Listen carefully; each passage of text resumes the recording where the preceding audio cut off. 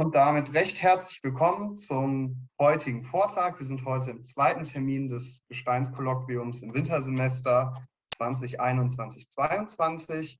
Und auch heute möchte ich zunächst den heutigen Redner vorstellen. Und zwar wird heute Dominic Hildebrandt sprechen. Ich denke, eigentlich müsste ich ihn gar nicht vorstellen, da die meisten von euch ihn sowieso kennen. Aber natürlich wird hier jeder gleich behandelt und deswegen einmal kurz zur Person ein paar Sachen. Der heutige Vortrag trägt den Namen Shaping Responsible Future Experts, the Need for Integrating Geoethics in Geoscience University Education. Wenn es bei mir im Hintergrund ein bisschen knurrt, hier ist noch ein Hund, also nicht wundern, es tut mir leid. Dominic hat sein Bachelorstudium in den Geowissenschaften von 2016 bis 2020 an der Ludwig-Maximilian-Universität München und der Technischen Universität München absolviert und wechselte dann zur Eidgenössischen Technischen Hochschule in Zürich. Dort absolvierte er gerade sein Masterstudium in Earth Sciences mit dem Major Geology. Daneben ist Dominic in vielen verschiedenen Vereinen, Institutionen noch tätig. So ist er Beiratsmitglied im Berufsverband Deutscher Geowissenschaftler e.V., kurz BDG, Vizepräsident des erdwissenschaftlichen Fachvereins an der ETH Zürich, der Studierendenvertreter bei der Deutschen Quartärvereinigung, Co-Leiter der AG Geodiversität bei uns, bei GeStEIN e.V. und Mitglied des studentischen Akkreditierungspools. Und deswegen freue ich mich sehr, dass Dominic heute hier ist und würde jetzt gerne das Wort an ihn übergeben. Dafür unterbreche ich zunächst meine Bildschirmpräsentation. Und Dominic, du kannst deine jetzt starten. Ja, vielen Dank erstmal. Ihr solltet meine Präsentation sehen, ne? Ja, wir sehen dich, oder deine Präsentation. Sehr schön, sehr schön. Okay, I will switch to English now, as this is an English talk today. Thank you again, Robin, for the nice introduction of my person. As already announced, I will today talk about shaping responsible future experts, the need for integrating geoethics in Geoscience University education.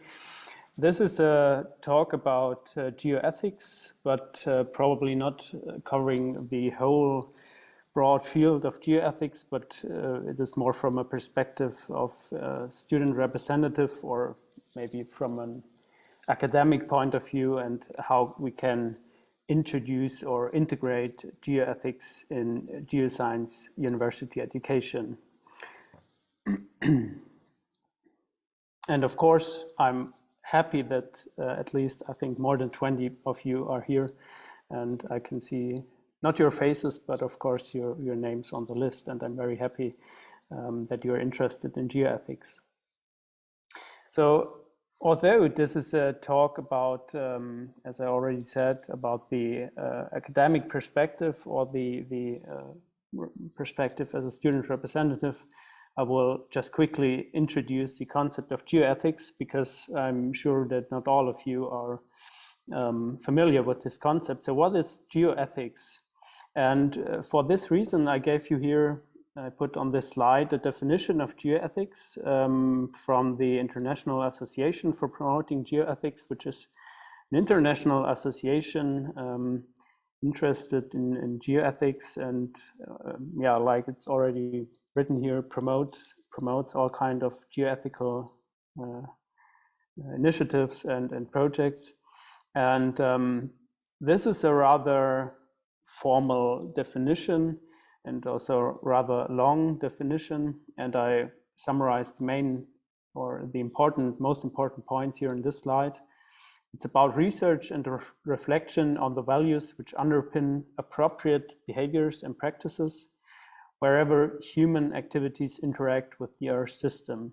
It's also an opportunity for geoscientists to become more conscious of their social role and their responsibilities. That's one of the main aspects I will talk about today. But also the ethical, social, and cultural implications of geoscience knowledge. Then it's about education, research, practice, and communication, providing a point of intersection for geosciences, sociology, philosophy, and economy. That's an interesting point. I was giving a talk last week for in the framework of the Kieler Interdisciplinary Wochen, which is like an event or a week of the University of Kiel. And that was really interesting because I had like 60 listeners from all different fields, and that's what makes it interesting when we talk about geoethics. Geoethics is also a tool to influence the awareness of society regarding problems related to georesources and environment. And because that's rather theoretical and abstract, I want to give you 3 different examples, maybe from a German perspective or from a European perspective. The first one is the search for a deep disposal site for atomic waste in Germany. If you come from Germany, which I assume the most do, then you're probably familiar with the concept of looking for a deep disposal site. Here you can see a screenshot of the Bundesgesellschaft für Endlagerung, which is responsible for structural process of finding such a deep disposal site. And this is interesting because it's entirely based on geological criteria. So what you can see here are the most important geological units in Germany. They started from scratch, actually, from a wide geological map or from a wide map. And the interesting implications, geoethical implications in this case, are how are these geological data acquired, how robust are they, and also the perspective, what about uncertainties? The goal is that this deep disposal site will be stable for about 1 million years, which is quite a long time, maybe not for geologists, but for, I'd say, normal citizens, that's quite an impressive time frame. And in this case, geoethical knowledge or geoethical awareness is particularly interesting or important, rather, because as geoscientists, you have to convey all these topics, all these uncertainties connected to it, and that's an interesting case study actually for geoethics on a large scale. My second example is the floodings or the floodings in Western and Mid-Europe in 2021. So this year, I think you all heard of it in the news. That was also a big issue. And here there are also interesting questions concerning to which degree these floodings were induced by climate change, by human-made climate change.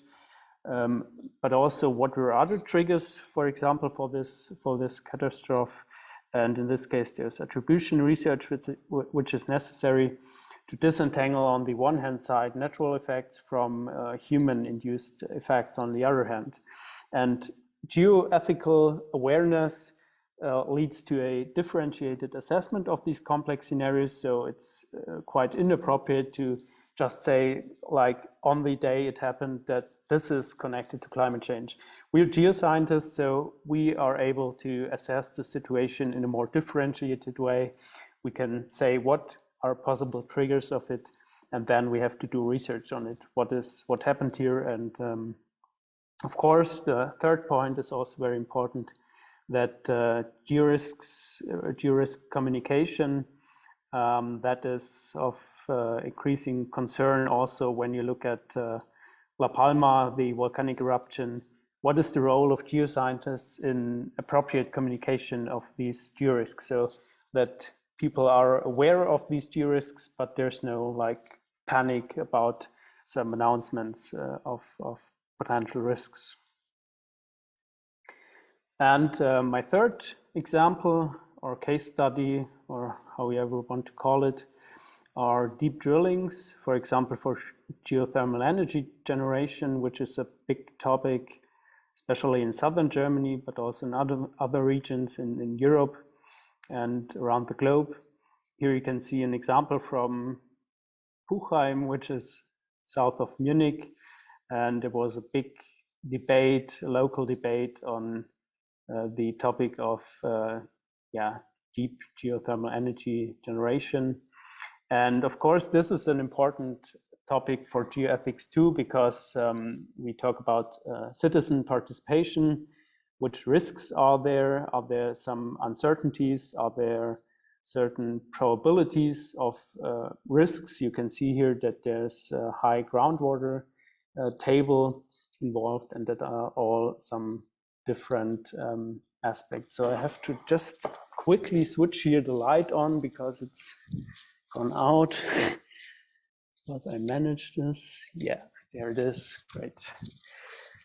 Okay, so that were my 3 examples, and I hope you could see that geoethics is a really important topic, also more or less in our daily life, maybe not on a really daily basis, but these are current topics, at least in Germany or in Europe. And in these cases, geoethical awareness or geoethics literacy is needed to find sustainable solutions. So I will come to my main point of the presentation, geoethics in university education. What about geoethics modules or so? Well, there's no formal geoethics module so far in university education. And also, when you look at the different geosciences study programs, you will rarely find some geoethical contents there. Of course, there are some in different courses, in different contexts. For example, when there are courses about resource geology and so on. But what I want to talk about today, what is geoethics, or what framework do we have to convey geoethics in a university context, in a module, and what are good reasons to think about or actually to implement geoethics as a formal subject in universities. And here I have a slide which is another kind of definition, but it's not a strict definition like we saw it from the IAPG.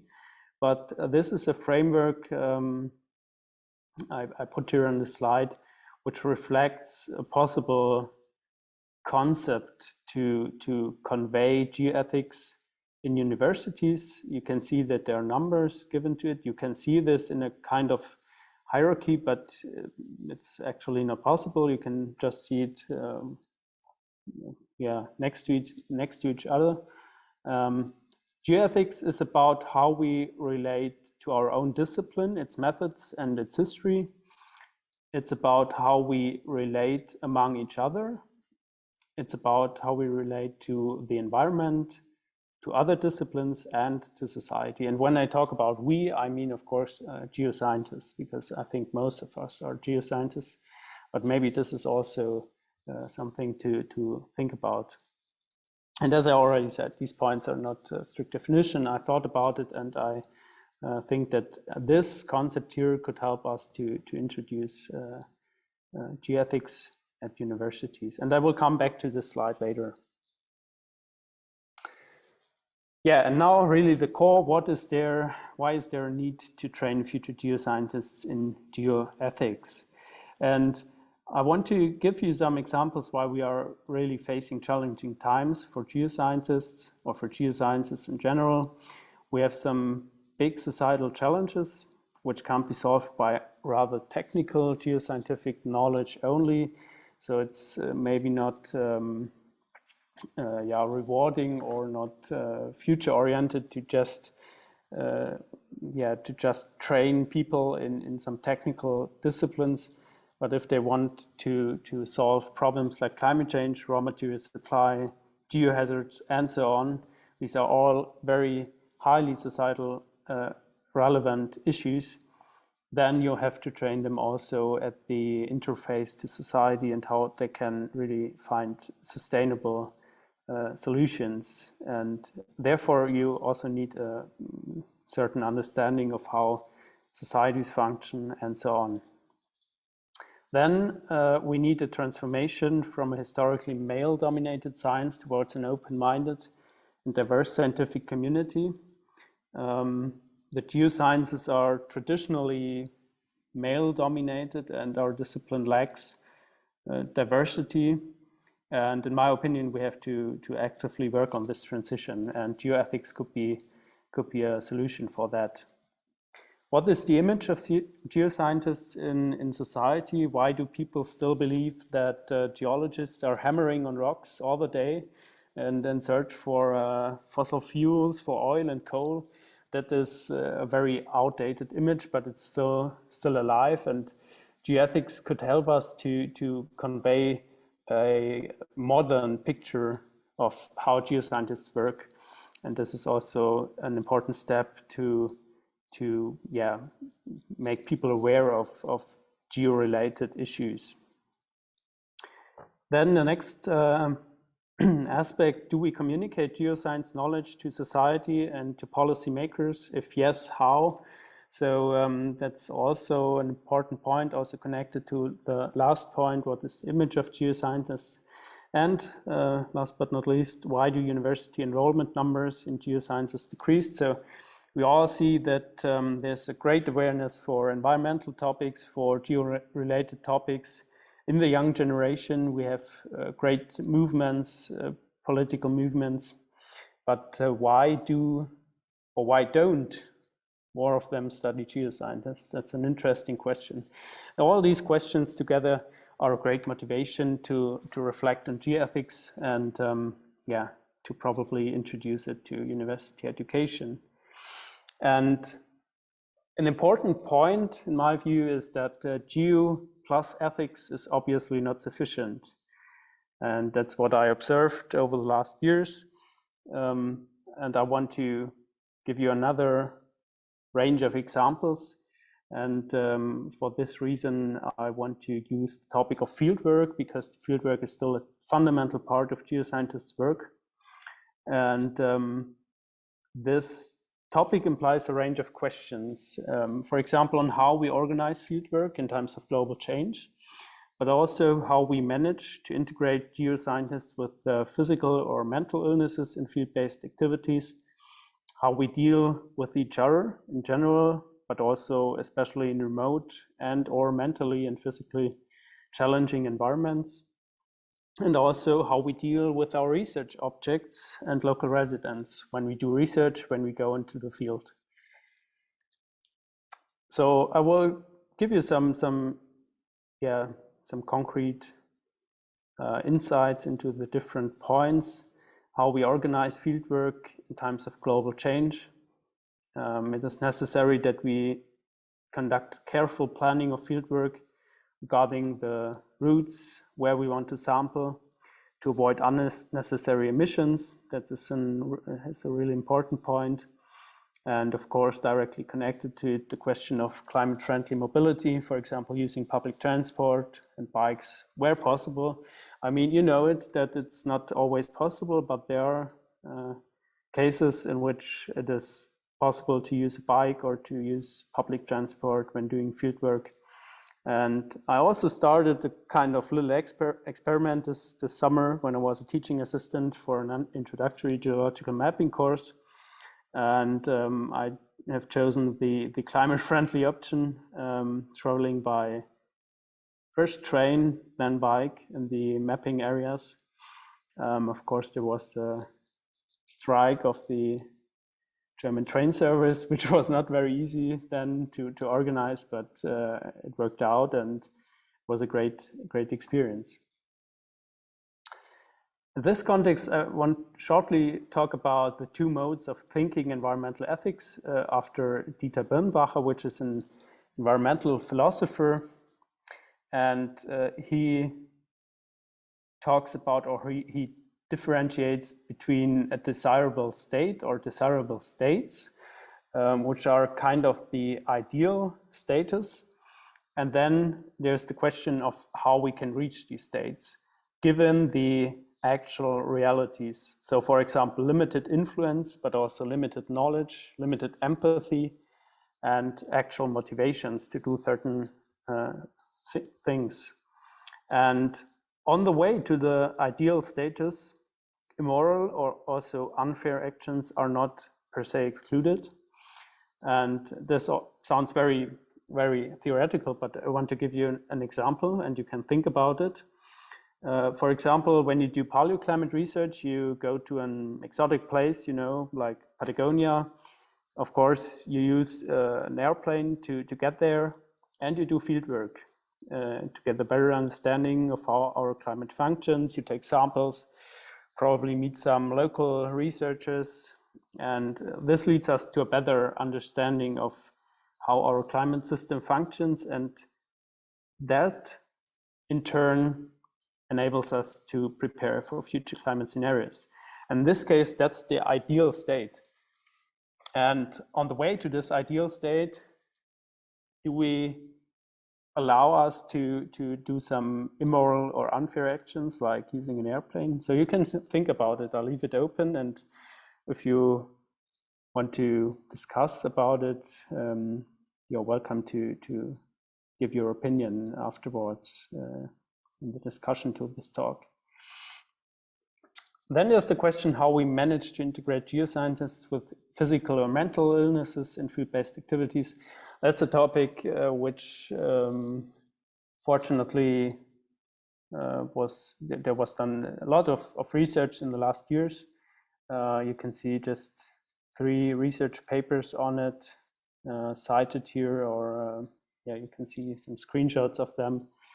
And luckily, through the COVID pandemics, the research and also just thinking about this topic increased a lot because of some different digital tools, some online field trips, some replacements for physical field trips. And I think combining some physical field trips with online solutions or digital solutions could really enable us to get more, to be more inclusive actually, and to be more diverse in our geoscience community.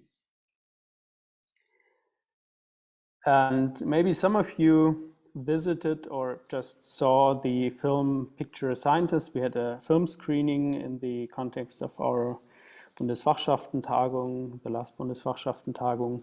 And this is a film screening different women in research in academia and the restrictions they faced in their academic career. And there's also a geomorphologist or geologist there in this film. It's Jane Willenbring from Stanford University. And you can see this title of a newspaper article here. There are lots of examples for sexistic and inappropriate behavior in the academic context, and you can see some of the keywords here on the right. And this film is only one public example, representative for many non-public cases, and probably we all know of them. The iceberg under the water, and that's a really important topic, and we have to work on it. And I forgot to say that is a topic which is especially important in the field trip environment or the research environment outdoors, because it's such a special environment. You can see that here is the keyword Antarctica. Of course, this is an environment in which you are somehow on your own and have to deal with the problems. And also the different hierarchies in the academic system make it really difficult to deal with these issues. Another topic related to that is typical field speech in geology or geosciences in general, and the kind of macho culture which both reflect the male-dominated roots of geoscience fieldwork. And you can see this by some typical field speech like Damenhandstück, so woman's hand specimen, and notions like Frauen unter Tage bringen Unglück, women in a mine bring unfortune. That's really outdated, but it's still there, it's still alive, and you know it probably. And all these things together these things are a trigger of the leaky pipeline. The concept of leaky pipeline, it's about decrease in female scientists with an increasing career stage. And you can see it when you look at the statistics of different university of research institutions and so on. And here you can see 4 different graphs, and you can see here that there are also heterogenities within geoscientists, so it's not all homogeneous, but it's different in different subdisciplines. You can see here a quaternary science session and a structural geology, tectonics, geodynamics session on the Swiss Geosciences meeting. That is an analysis from 2 authors from Switzerland, 2 female authors, which you can see here. And those analyzed or systematically analyzed the participants of the Swiss Geosciences meeting from 2007 to 2019. And they saw some really impressive, or for itself impressive, but of course somehow negative results about the share of female scientists in different sessions, in different positions like session conveners and so on. And you can see here that there's a great difference between the conveners of the structural geology session here and the chairpersons, and the conveners here of the quaternary science session. So that's different. And I also want to show you the results of a survey organized by our own working group, Geodiversity, within GeStEIN. And this is a question concerning sexist or racist behavior in your study environment. So the question was, did you ever recognize sexist or racist behavior in your study environment? There were just 59 answers. And of course, it's obvious that these results are not representative, but they were alarming for themselves because 30 people said yes by lecturers, and another 22 people said yes by students, and another 9 people said yes by other university staff. And this is alarming for itself. And geoethics could lead to a greater awareness of these questions, I'm sure. And here I want to show something interesting. It's it's a flyer for the Bundesfachschaftentagung, the first one after the Wiedervereinigung in Germany. So it's from 1990. You can see it here, the Bufata in Göttingen. And here's the program of this conference. And you can see that there are already in 1990 some very important topics like diversity and geoethics. So Verantwortung der GeowissenschaftlerInnen, it's also gendered. Oder darf ich ruhigen Gewissens bei Shell arbeiten? Oder in der Uranexploration. And then here, Frauenfrage in der Geologie zur Diskussion um Quotierung, Benachteiligung von Frauen und dem alltäglichen Sexismus. That's really impressive and also kind of sad that we're discussing on the same topics for at least 30 years now, and we still have not reached the goal of some gender equality in geosciences. Another topic is how we deal with our research objects and local residents. That's also an important topic, like sampling ethics and general ethics when we were going to the field, into nature. And here you can see an example which I found on Facebook. The geologists of University XY destroy the climbing routes in the quarry in the course of their training or the field work. So if it's fake news or real, I think it's probably real. In each case, communication is necessary in this scenario, and it's directly located at the interface between society and geology or geosciences. Geoethics literacy also means to be critical, to be a critical mind. And I wrote here like a key sentence: we have to do more science communication. I don't think that this is, that is all we have to do. That's probably too simplified. And if you are scientifically trained, that also means to be critical, to be professional, to be serious. And the challenge in geoscience communication is indeed talking about the potential, but also, most importantly, about the uncertainties and complexities of deciphering natural processes. So you have to do science communication, yes, but you don't have to lie and to oversimplify things. That's really not the quality of a scientist.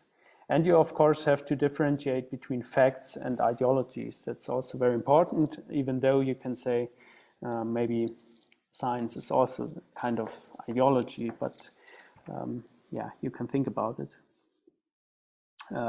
Here I want to show a nice paper published by Sugar and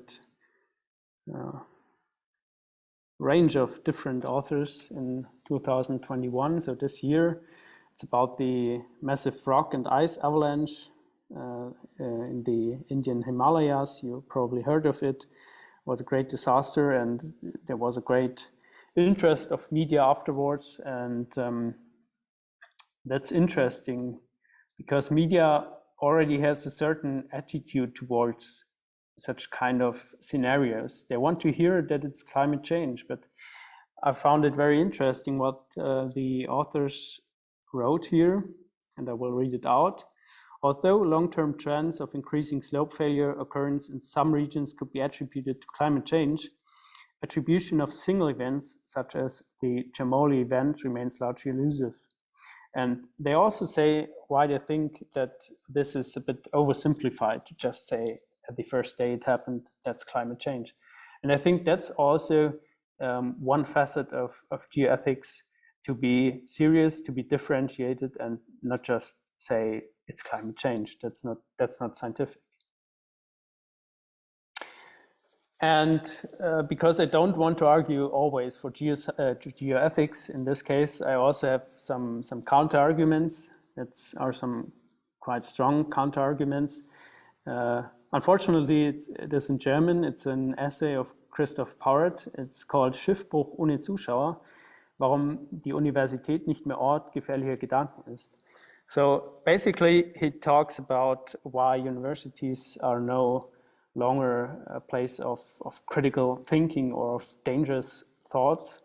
And you can read this on yourself if you speak German. But basically, he says that yeah, university and societies or societal expectations of a university should be separated, strictly separated. And that's an interesting counter-argument for the geoethics, or probably the, what you would call maybe mainstream geoethics. We have to do more science communication position in this case. But also I'm very happy to discuss with you about this topic. So the question is, I showed you some examples of why it is relevant and why we should introduce this into Geoscience University education. And now the big question is how to really integrate geoethics in this system. And I thought about it, and I have a first approach. My first approach is adapting existing structures. So there are different modules probably in each bachelor study program or some master's study programs called Einführung in das wissenschaftliche Arbeiten, or equivalent, like Introduction into Scientific Working Methods, Conduct as a Scientist, however you want to name it. And this course is about basic scientific working methods, but we could adapt this. We could adapt it to convey geoethics concepts, ideas, awareness, literacy for this topic. And by integrating geoethics questions, we could use the inside-out approach I already showed you. It's these 5 points here on the right. And I think this would be, yeah, quite a good framework to think about it, because it's an open concept. There are no strict contents tied to it.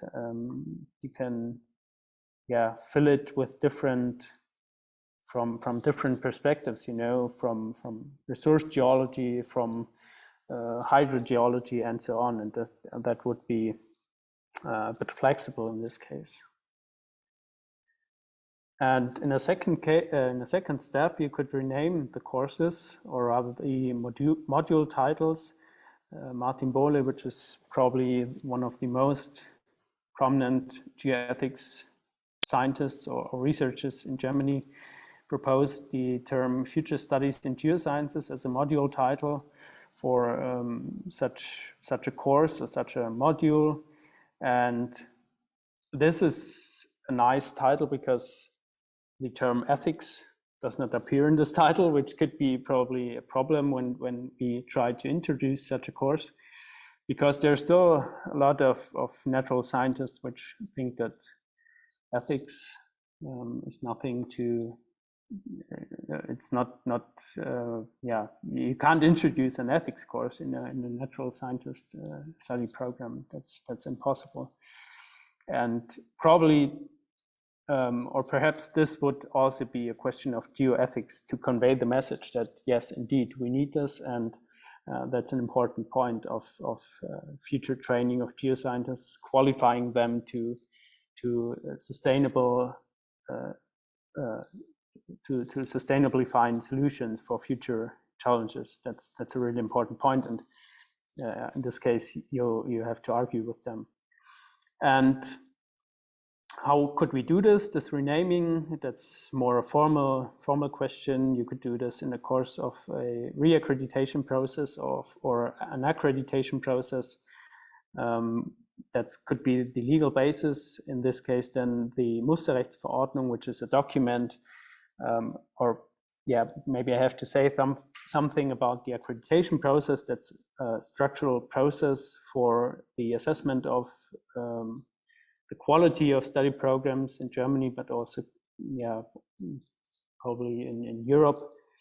And yeah, there's a document which says that the contents of study programs have to be adequate and have to reflect some current developments in the different fields, in the different disciplines. And also that you have to regularly check if they're really reflected by the curriculum and also the didactical developments. And geoethics would certainly be one of these new fields which should be reflected in a geoscience curriculum. Of course, this approach is somehow a bit complicated, but I think it's necessary because when we look at universities, we see that we have a rather conservative academic environment, and it's difficult to implement such a course, you know, from today on, and that's really hard to realize. But of course, nothing speaks against just implementing a course, for example, an additional course or a block course, just for the first time. And then you have some possibilities to include it, for example, in the introductory course into scientific working methods. And I think, and that's my last slide. It was some of my first slides, but it's in this case my last slide. I think that these 5 points could help us to really improve geoethics literacy of future geoscientists. And I think that maybe there's a kind of hierarchy in there in these points, because we first have to understand our own discipline with which methods we work and where we come from. Then we have to think about how we work with each other, which leads us to a respectful,